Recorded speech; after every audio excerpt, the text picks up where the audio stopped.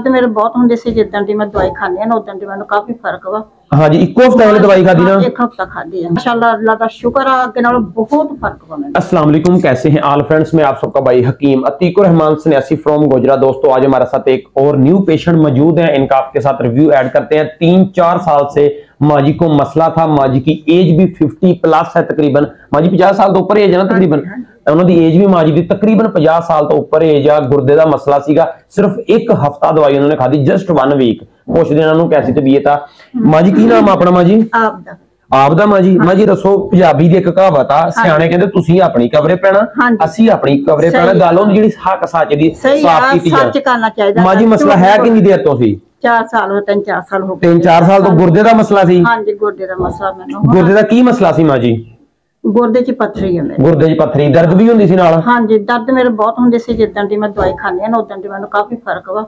हाँ जी, इको हफ्ता पहले दवाई खादी ना? एक हफ्ता खादी है। एक हफ्ता दवाई? माशाल्लाह जनाब। किन्ने परसेंट माँ जी तुसी एक हफ्ते समय में कितना ठीक हो गए तकरीबन? बहुत माशाल्लाह, अल्लाह का शुक्र है, अगे नालों बहुत फर्क वा मैनूं। चलो माँ जी माशाल्लाह। सिर्फ माँ जी शफा अल्लाह पाक को साडे कोलों दी वीडियो बनाउण दा असल मकसद सिर्फ ये हुंदा, भरावां दोस्ती दा मसला जिड्डा मर्जी पुराना होवे, जेड़ा मर्जी होवे, मसले नूं समझो, मेडिसिन दो। अल्हम्दुलिल्लाह अल्लाह दी जात पाक फजल ही फजल फरमाते हैं। दोस्तों शुक्रिया, वस्सलाम।